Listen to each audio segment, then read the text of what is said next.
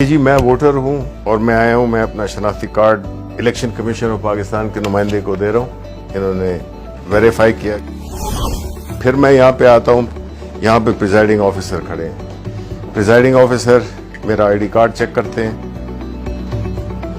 और मुझे क्लियर करते हैं कि मैं अपना वोट डाल सकता हूं। इन्होंने यहां से बैलेट का प्रेस किया और मैंने अपनी पसंद के कैंडिडेट को देखते हुए, इंतखाबी निशान भी है और नाम भी है, तो मैं अपना वोट दे रहा हूं जी जुबैर जट को, बैट। ये मैंने दबा दिया अपना वोट, ये यहां से वोट निकल आया।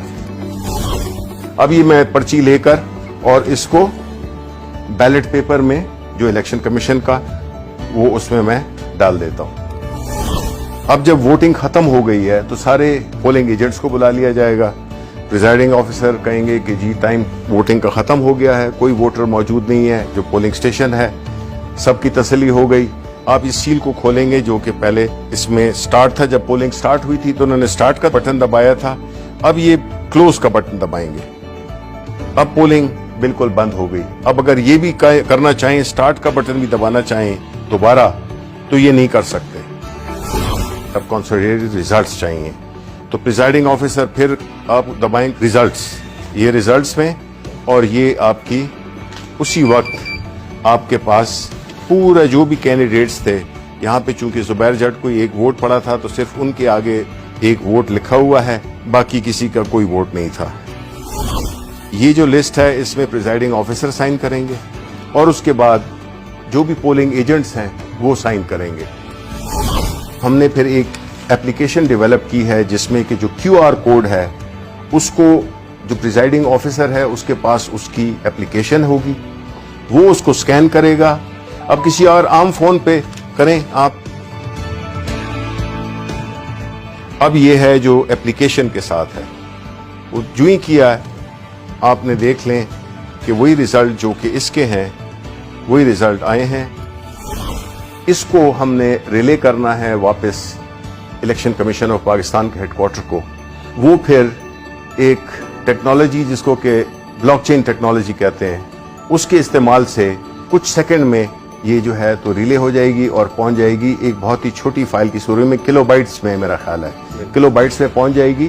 तो ना सिस्टम बैठेगा और ना कोई और कॉम्प्लिकेशन आएगी।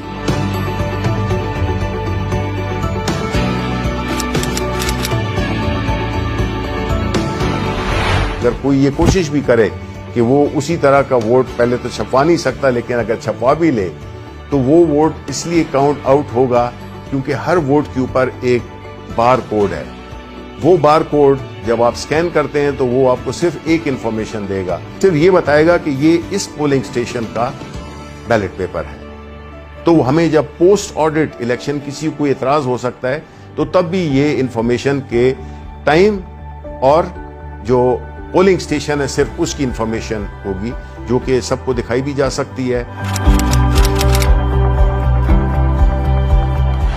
ब्लॉकचेन टेक्नोलॉजी का जो बुनियादी कॉन्सेप्ट है वो यही है कि उसको चूंकि मल्टीपल उसकी लेजर्स होते हैं तो उसको कोई चेंज नहीं कर सकेगा, ऑल्टर नहीं कर सकेगा।